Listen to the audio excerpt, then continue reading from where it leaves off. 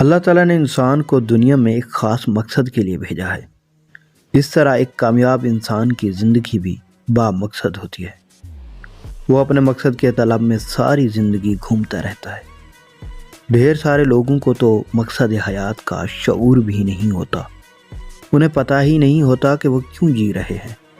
اپنے آپ سے سوال کریں کہ آپ کی زندگی کا مقصد کیا ہے؟ آپ زندگی میں کیا حاصل کرنے کے لیے آئے ہیں؟ اگر آپ کو معلوم ہی نہیں کہ آپ زندگی میں کیا چاہتے ہیں تو آپ حاصل بھی کچھ نہیں کر سکیں گے۔ اپنے لیے ایک مقصد متعین کریں، اس کے لیے اپنی زندگی وقف کریں۔ مقصد کے تعین کے لیے اپنے اقدار کو مد نظر رکھیں۔ وہ چیزیں جو آپ کی زندگی کا اہم حصہ ہوں اور جسے آپ زندگی میں اہمیت دیتے ہوں وہ اقدار کہلاتی ہیں۔ آرام سے بیٹھ کر سوچ بچار کے بعد ان چیزوں کو لکھیں جو آپ کی زندگی میں انتہائی اہم ہیں۔ کم از کم 10 سے 15 تک اقدار لکھیں۔ ان میں سے پہلے 5 اہم ترین اقدار کو ترتیب وار لکھیں۔ آپ کے مقصد کا تعین ہو جائے گا۔ مثلاً آپ مقصد بناتے ہیں کہ مجھے ڈاکٹر بننا ہے۔ اس کے لیے چند نکات نوٹ کریں، جیسے ڈاکٹر بننے کے لیے کتنا وقت مطالعہ کرنا ہے، کون کون سے مضامین کو زیادہ پڑھنا ہوگا، کتنے نمبرز لینے ہوں گے، میرا مقابلہ کن سے ہے اور ان کے مقابل ہونے سے کامیابی کس طرح حاصل کرنی ہے۔ منازل کے حصول میں آپ کے پاس جو کچھ ہے لگا دیں۔ اپنی ساری سرگرمیاں اس کے گرد کیا کریں۔ ہر وقت اس کے متعلق سوچ بچار کریں۔ روزانہ کچھ نہ کچھ ایسا ضرور کریں جو آپ کی منازل میں کارآمد ثابت ہوں۔ جب منازل طے ہوں گی تو مقصد نزدیک ہوتا جائے گا اور ایک دن پورا بھی ہو جائے گا۔ مقصد اور ان کی منازل کے تعین کے بعد سب سے اہم نکتہ یہ ہے کہ مقصد کس طرح بنائیں۔ کن اصول و ضوابط کو سامنے رکھ کر مقصد بنانے چاہیے۔ مقصد اور منازل طے کرنے کے چند اصول کا یہاں میں ذکر کروں گا۔ مقصد ہمیشہ واضح اور قطعی ہو۔ مقصد ہمیشہ واضح مقرر کریں۔ غیر واضح اور مبہم مقاصد سے شکوک و شبہات جنم لیتے ہیں۔ مثلاً آپ طے کریں کہ مجھے زیادہ نمبرز لینے ہیں۔ یہ ایک غیر واضح مقصد ہے۔ آپ طے کریں کہ مجھے 90% سے زیادہ نمبرز لینے ہیں۔ زندگی میں ہمیشہ واضح، قطعی، صاف اور حتمی مقاصد بنائیے۔ مقاصد بڑے ہوں۔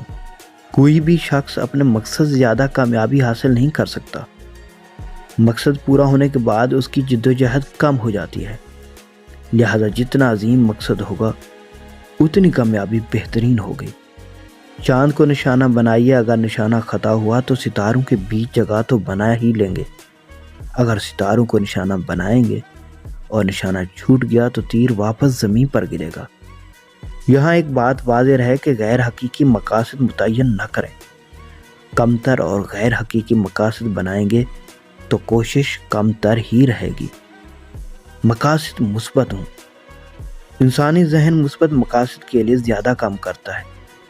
مقاصد مثبت ہونے چاہیے۔ مقاصد خود متعین کریں۔ کسی کی تجویز کردہ نہ ہوں۔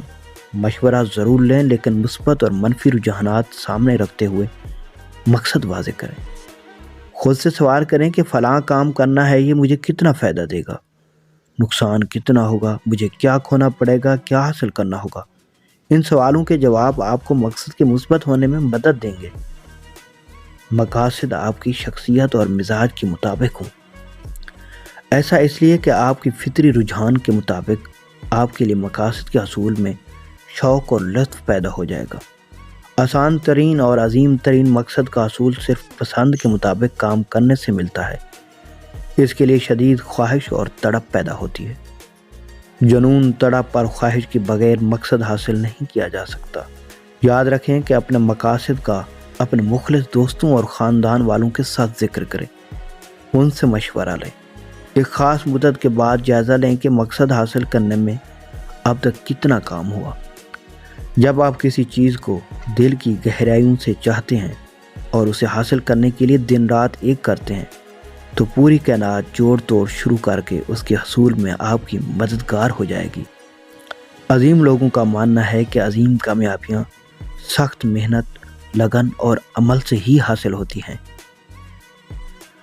نئی نسل تیزی سے ڈپریشن کا شکار کیوں ہو رہی ہے؟